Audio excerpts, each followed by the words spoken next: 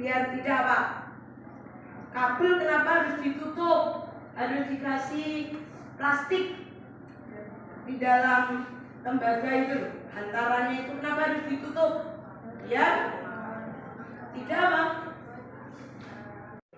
yang disebut konduktor kabel kalau dipotong maka ada bagian ini. Nah, kan banyaklah tuh konduktor kabel di dalamnya itu ada jenisnya, di situ ada yang berbawah.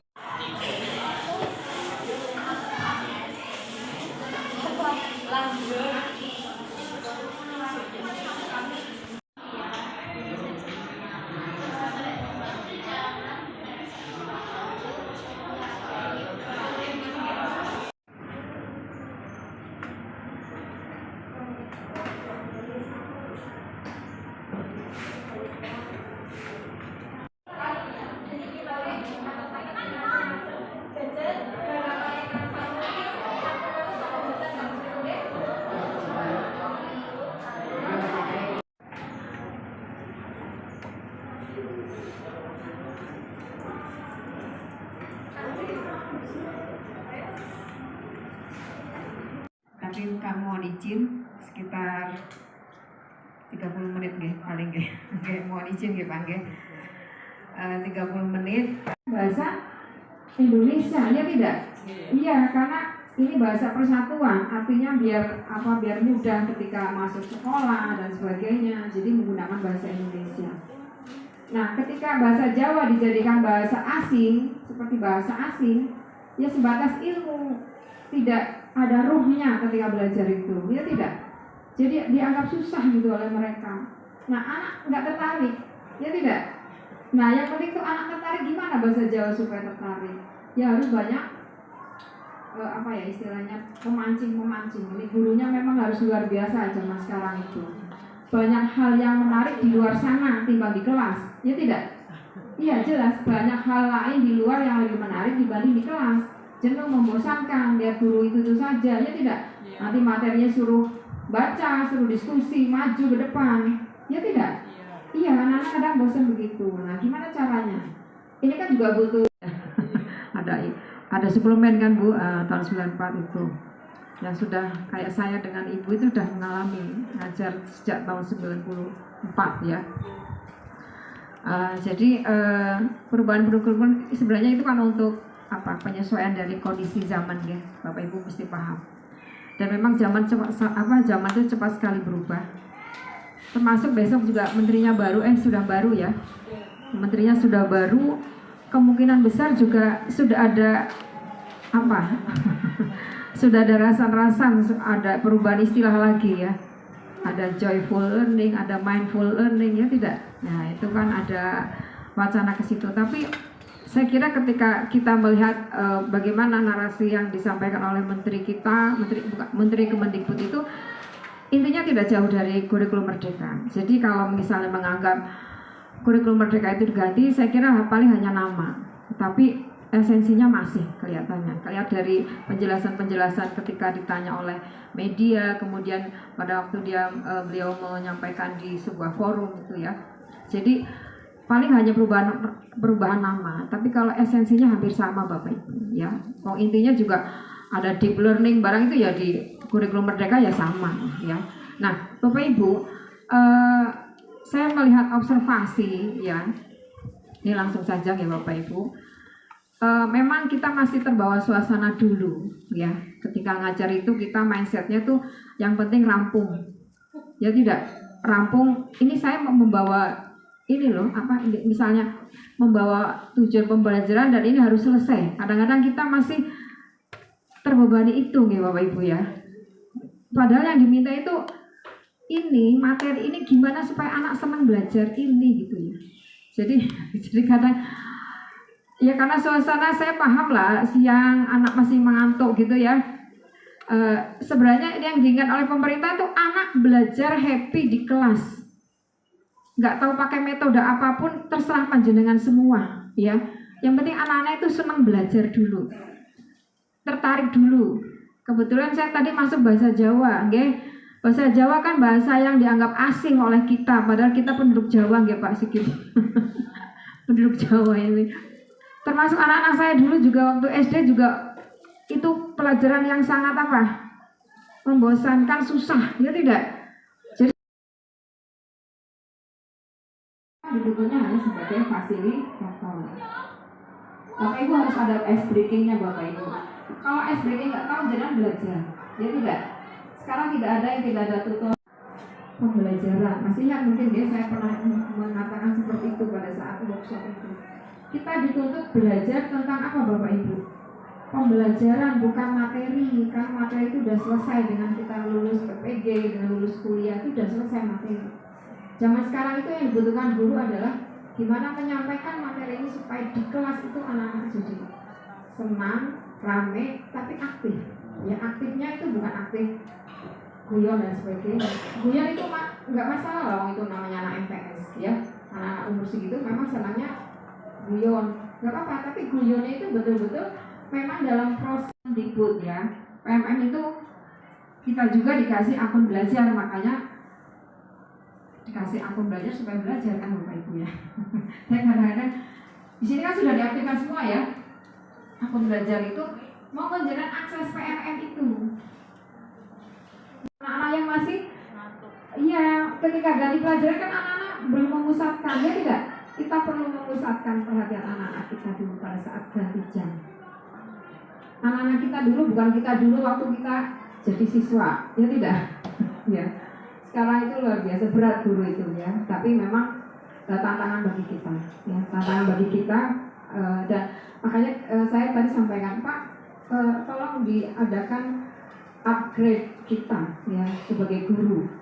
Monggo difasilitasi mau forum FGD setiap bulan sekali atau setiap minggu per apa istilah rumpun, atau mungkin pada saat rapat kegiatan seperti ini setiap bulan. Setelah itu nanti langsung ada kegiatan peningkatan kompetensi diri. Nggak usah ngundang siapa-siapa, nggak usah. Nggak usah undang pengawas atau tokoh siapa atau narasumber apa, nggak usah. Tapi dari kita untuk kita, ya. Kalau terkait bisa mengupgrade kemampuan kita, ya. Karena ini terkait dengan kepuasan kita. Kalau saya mungkin ya, ya ini beda orang deh. Mungkin kalau saya ada sesuatu yang baru dan kita tahu itu rasanya puas, ya tidak? Ada suatu suatu apa istilahnya pembelajaran yang menarik, kemudian kita tidak tahu, sebenarnya kita bisa mengakses, itu rasanya rugi Bapak Ibu. Ya. Di PMM itu bukan milik Kemendikbud, tapi kenapa Kemenang membagikan akun itu supaya itu belajar? Karena tahu orang guru ya kurikulumnya sama antara Kemendikbud dengan Kemenang, ya tidak? Sama kurikulum merdeka. Nah belajarnya dari mana? Ya dari situ Bapak Ibu, kita eksplor di PMM. Dari Kemenang apa ada pendampingan, dari atas sampai ke bawah itu nggak ada. Coba saja jenengan, kalau madrasah mungkin juga tentang IKN juga minim ya Pak ya? Iya, minim sekali. Pengawas juga nggak ada, diklat juga hanya sekali saya di Semarang itu, ya. Oleh Badik. Setelah itu ya nggak ada pendampingan yang lain. Jadi memang diminta memang guru-guru untuk aktif, ya, untuk belajar sendiri. Ya. Dan itu akun itu juga kemana juga membeli, jadi tidak gratis, jadi monggo dimanfaatkan sebaik mungkin akun itu sehingga kita bisa mengakses PMM. Banyak video inspirasi yang terkait untuk mengupgrade diri kita.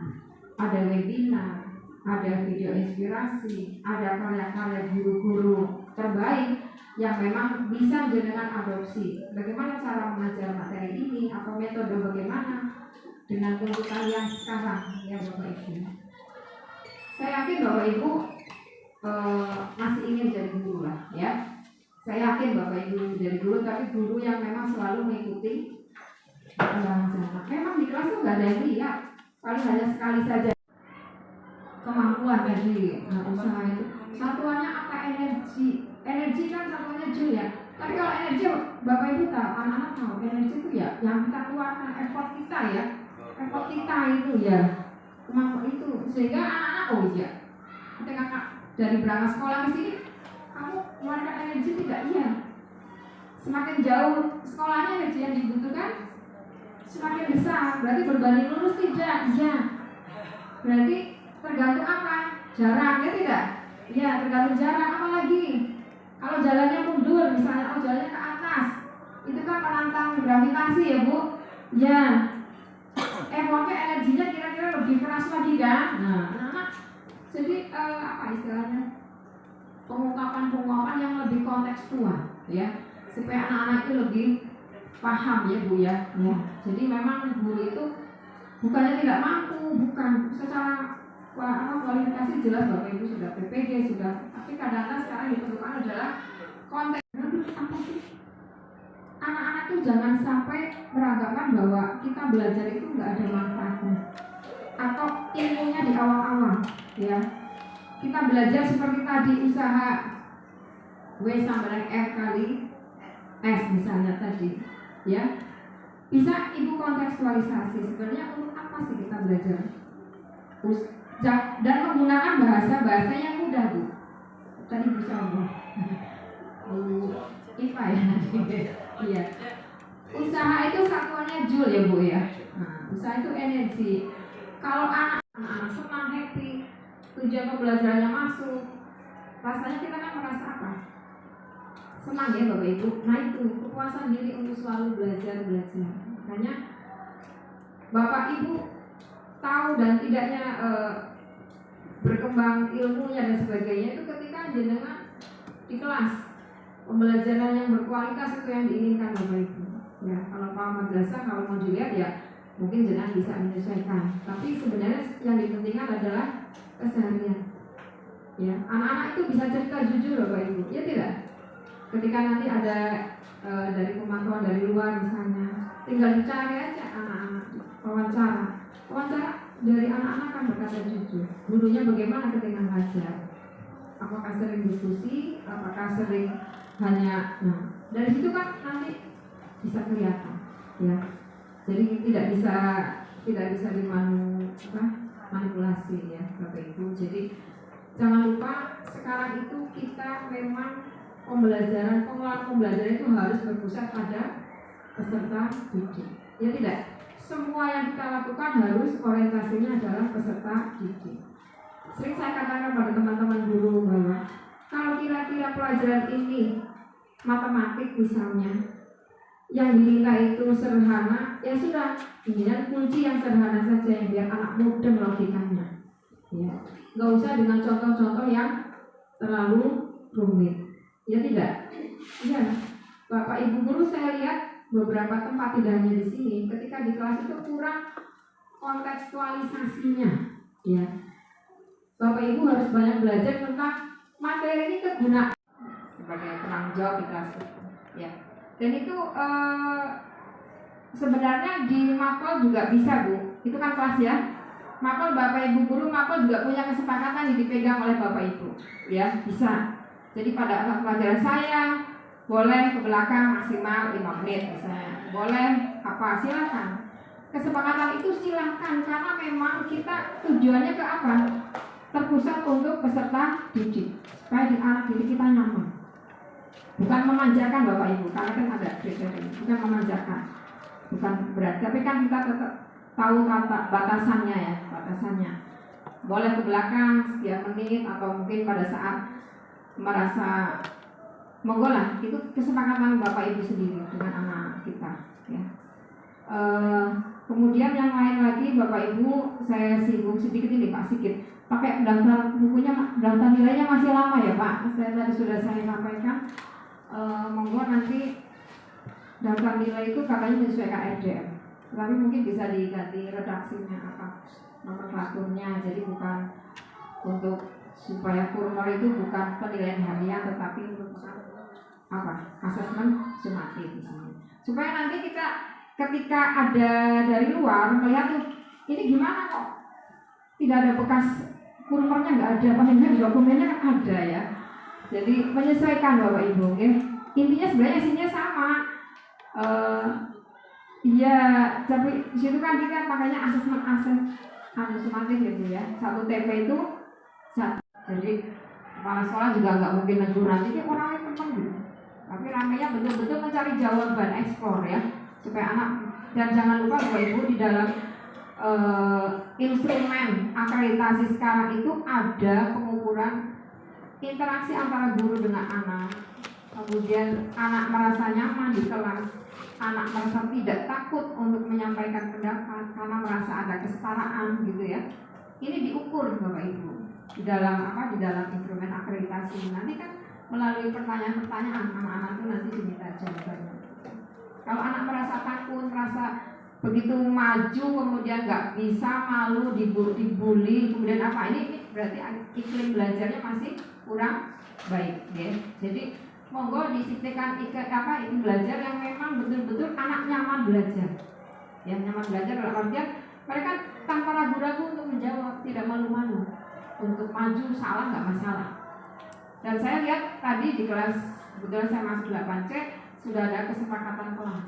Cuma kesepakatan kelas itu, tadi saya tanyakan, kesepakatan itu disusun sudah berdasarkan pembukaan di kelas itu, kemudian juga bersama wali kelas, itu sudah bagus Bapak Ibu. Karena itu memang ada butir itu, ya butir itu ada bahwa kelas memiliki kesepakatan yang dirumuskan bersama, ya. Cuma hanya saya katakan monggo untuk lain-lain ruang bertanya silakan dari Bu. Nggih. Yang pertama dari Bu Lucy, monggo Bu.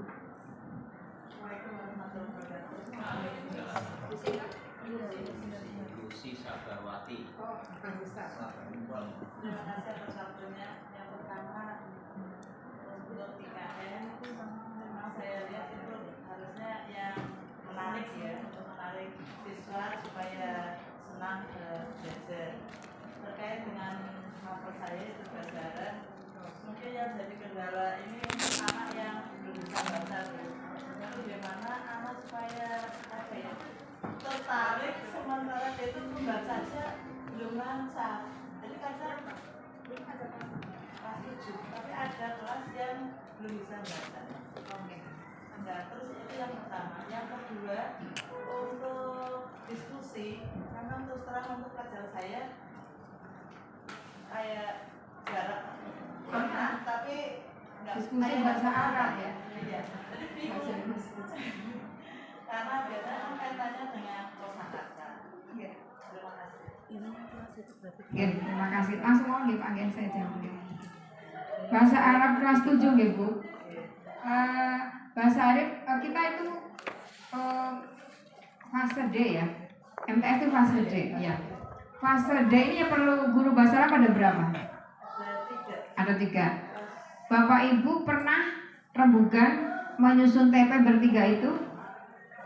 Belum. Harusnya ya. Biasanya karena fasenya sama Bapak Ibu, fase D itu dari kelas 7 sampai kelas 9. Artinya kan Bapak Ibu punya keleluasaan ngatur TP ini nanti taruh di mana lah ya. Sekarang fokus pada anak biar bisa baca dulu. Boleh Bapak Ibu. Warang huruf kan kita penilaiannya juga sendiri. Ya tidak? Tidak harus sama dengan madrasah lain. Kita itu fokus pada peserta didik. Kalau peserta didiknya belum butuh itu Bapak Ibu, belum butuh sampai sejauh itu. Anak yang penting apa dulu? Baca dulu ya. Boleh 1 bulan itu kelas 7 jangan ngasih materi sesuai dengan TP, CP-nya nggak usah. Tapi 1 bulan itu Bapak Ibu anak dilatih supaya bisa membaca. Ya tidak? Bisa kan? Bisa kolaborasi dengan pelajaran BTK Quran hadis, ya tidak? Kan anaknya sama, ya tidak? Boleh Bapak Ibu. Jadi jenengan pas pelajaran bahasa Arab jenengan isinya anak bisa baca tulis Al-Quran dulu, boleh, nggak apa-apa. Toh nanti diceknya nanti kalau sudah kelas 9 anak CP-nya kan 1 fase. 1 fase itu 3 tahun kalau sanawiyah ya. TP yang sejumlah berapa misalnya dari CP itu jenengan jabarkan kelas 7, 8, 9 misalnya ada 15 TP rembukan 15 TP itu kan diceknya nanti kalau sudah kelas 9 anak TP itu sudah selesai, ya tidak? Kalau nanti itu di awal jenengan diisi dengan di luar TP itu untuk materi prasyarat lah gampangannya ya Bu ya, prasyarat supaya anak bisa kasihkan kurmer di kelas, itu saja saya observasi ya. Jadi saya hanya menyampaikan, oh Bapak Ibu belum, pemantiknya belum pas, mungkin Bapak Ibu kontekstualisasinya belum ya, belum menyentuh anak sehingga anak merasa kayaknya materi itu di awang-awang tidak kepake begitu ya. Itu saja Bapak Ibu.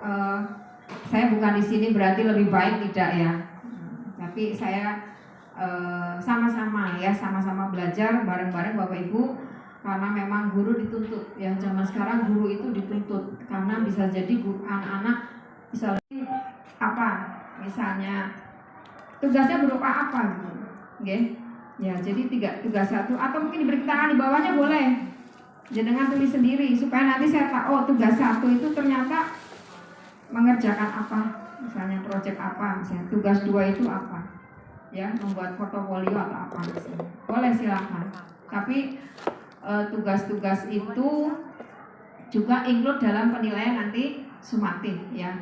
Dan PTS jangan lupa itu sudah nggak kepake ya, cuma PTS itu ada boleh, tapi KTS kegiatan tengah semester berupa penilaian boleh, tapi judulnya jangan PTS, tapi isinya adalah sumatif bersama ya. Kegiatan tengah semester diisi dengan penilaian sumatif bersama, itu boleh silakan. Karena di dalam RDF pun nggak ada nilai PTS ya, di RDF kan nggak ada nilai PTS. Jadi monggo jenengan KTS kegiatannya supaya anak-anak tetap belajar ya. Jadi ada KTS tetapi berupa penilaian sumatif bersama. Tapi kalau saya anjurkan itu nggak usah semua mapel Bapak Ibu, kasihan. Jadi kalau misalnya yang tagihannya berupa produk saja, misalnya pelajaran seni, jenengan nggak usah bebani dengan ulangan-ulangan yang isinya pengetahuan saja, tapi produk boleh. Misalnya pada saat minggu itu anak diberi tugas membuat karya seni untuk mapel prakarya misalnya, atau untuk mapel yang lain boleh silakan. Jadi tidak harus 1 minggu itu full untuk apa? Penilaian semua. Bisa 1 hari untuk lomba-lomba, boleh silakan ya. Jadi kegiatan tengah semester itu biar anak juga dibebani terlalu banyak apa? Ulangan ya, terlalu banyak apa asesmen itu. Berapa mapel Bapak Ibu? Semua 15 ya. Udah mumet kan? Belum apa-apa anak sudah nggak happy dulu. Aduh, PTS ya tidak KTS. Pikirannya sudah aduh pusing. Lah mungkin bisa di skenario atau dibuat pengorganisasiannya pada saat kegiatan tengah semester itu mungkin 8 penilaian, ya tidak? Yang lain bisa unjuk gotong royong itu dalam proses membuat apa? Nah ini membuat apanya itu bonus, jangan jenengan lihat hasilnya bagus berarti gotong royongnya bagus, bukan ya? Itu produk itu hanya bonus saja, tapi prosesnya selama kegiatan proyek itu yang kita nilai. Kan makanya setiap tahapan ada asesmennya Bapak Ibu ya. Project itu di dia berapa, misalnya ada berapa jam. Ada tahap internalisasi, ada pengenalan, ada kontekstualisasi, itu masing-masing punya apa? Asesmen. Kalau Bapak Ibu belum paham, sebenarnya pemerintah sudah menyediakan panduan-panduannya Bapak Ibu. Tim-tim ini belajar monggo. Dibedah panduan proyek, dibedah panduan pembelajaran dan asesmen. Nah pada saat FGD boleh Pak itu membedahkan bedah panduan supaya sama-sama memahami begitu ya. Oh ternyata format rapot itu seperti ini, ternyata asesmen itu seperti ini, kita bedah bersama. Itu 1 bulan sekali itu pas rapat. Ya, jadi Bapak Ibu nggak ketinggalan update regulasinya. Jadi tahu, oh ini gimana proyek itu. Kadang-kadang proyek nilainya di akhir tok, ya tidak? Betul. Ya itu kan makanya pada saat kebinekaan tunggal apa misalnya, oh keanekaragaman budaya dilihatnya mereka apa? Bukan itu proses di dalam itu. Penguatan karakter yang diminta apa? Inovasi. Nah ini inovasi misalnya. Nah, originalnya mana? Inovasinya ada tidak original produknya? Nah, proses untuk itu bagaimana begitu?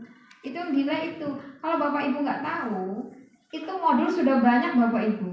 modul project banyak sekali contoh-contohnya di PMM, jenengan bisa berbagai macam tema itu ada. Dan kita nggak usah, Bapak Ibu, kita itu tahap awal itu kan ada berapa tahap ya, ada tahap awal, berkembang, mahir, bukan mahir istilahnya, berbagi atau apa itu. Kita masuk tahap mana silahkan Bapak Ibu menentukan, tergantung kesiapan satuan pendidikan. Gak usah malu-malu, ini kita tahap awal, udah kita ngadopsi saja modul yang ada. Sambil kita lihat, oh ini gak cocok, ini cocok, kita pakai ini aja. Asesmen kita pakai ini aja, ini cocok, gak masalah loh Ibu, gak usah malu. Kalau sudah ibaratnya sudah sekali dua kali proyek berhasil, bagus, baru kita bisa membuat sendiri, itu kan begitu ya. Pemerintah melonggarkan, tidak harus pertama langsung bagus, tidak, tapi yang penting ada usaha perbaikan dari yang tadinya awal berkembang akhirnya jadi mahir, kan begitu. Yang diminta itu nggih Pak. Kita belajar lah Pak bareng-bareng nggih. Tapi itu tadi monggo madrasah memfasilitasi forum itu nggih. Forum itu supaya nanti kita bisa belajar banyak. Bapak Ibu nggak usah, wah nanti pelajarannya kurang. Pernah mencoba salah satunya menggunakan berbagai aplikasi ya. Udah menggunakan aplikasi berarti anak membawa HP, ternyata resikonya tinggi. Sebenarnya tidak harus anak membawa HP, kita bisa, saya tadi sudah tanya sih sama Pak Sikit, sini punya laptop berapa, ada laptop banyak. Nah kalau misalnya memang gurunya ingin menggunakan fasilitas dari web yang bisa dipakai untuk pembelajaran, kita bisa menggunakan kelompok Bapak Ibu. Jadi satu laptop mungkin bisa 4 anak lah, sehingga satu kelas itu atau ya paling tidak sekelas tuh jumlahnya 20 berapa? 30 lah ya. 32 dibagi 4. Jadi mungkin butuh laptop berapa? Ya memang harus agak ribet sedikit sih, ya. Tapi kalau melulu tidak menggunakan IT juga ada anak bosan. Sesekali kan, itu kan sesekali bisa menggunakan itu. Tapi memang LCD-nya, makanya karena LCD-nya nggak ada di kelas, saya cek tadi katanya banyak LCD rusak. Sementara untuk mengganti menjadi Smart TV mungkin belum, saat ini belum cukup ya, sambil menunggu. Jadi Bapak Ibu yang penting jenengan mencari link pembelajaran yang menarik Bapak Ibu, dan itu nanti disampaikan pada saat anak ketika bisa explore ya sumber-sumber belajar itu menggunakan laptop dari madrasah, bisa lah kita pinjam 6 laptop, tapi ya jelas harus ekstra hati-hati karena menyangkut elektronik ya, jadi tetap dipantau, tapi kita mengamati sebagai guru, kita memfasilitasi saja biar anak, tapi kan memfasilitasi jenengan harus di RPP modul jenengan sudah ada LKPD-nya, ya tidak? LKPD-nya sudah ada kan, tinggal dibagikan, tinggal anak garap dan diskusi dan sebagainya, tanya jawab berdasarkan anak sudah explore link sumber belajar tadi. Jadi anak, tapi itu kan tidak setiap kali begitu Pak. Ya sesekali harus begitu biar anak-anak tahu begitu ya, materi pengembangan. Kemudian yang untuk inklusif tadi ya Pak ya. Ya untuk inklusif tadi itu kita katakan inklusif itu indikatornya dari kita atau dari ada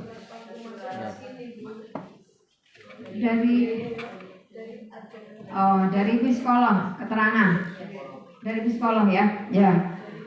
Kalau dari psikolog itu kan capaiannya beda Bapak Ibu. Berdasarkan perkembangan mentalnya, kalau usia sekian tahun, maka kan ada itu dalam kurikulum, ada, saya nggak hafal. Jadi tidak disamakan. Kalau itu jelas-jelas anak inklusif, ya jangan disamakan dengan capaian pembelajarannya sama dengan anak-anak normal. Ya, ada capaian sendiri. Gurunya juga namanya guru GPK. Ya tidak, ada kan namanya guru GPK. Ya, ditunjuk setelah ada anak inklusif harus ditunjuk. Ada guru pembimbing khusus untuk anak inklusif. nanti guru itu nanti akan diberi tugas oleh kepala madrasah, sehingga guru itu otomatis kan mencari, ya tidak, literasi terkait dengan anak yang berkebutuhan khusus itu bisa studi banding ke sekolah madrasah yang inklusif, ya tidak, kan ada MTS inklusif, ada GMTS Sini. oh sini, oh masih sini malah. Maksudnya secara administrasi gimana, Bu? Ada gurunya, GPK-nya. Nggak ada. Sudah ada petunjuk SK bahwa ini sekolah madrasah inklusif? Ada. Nah, kok bisa begitu? Nah itu yang makanya saya tanyakan. Nggak ada pendampingan? Oh. Dulu ada mungkin. Awalnya ada. Siapa yang ditunjuk guru di sini?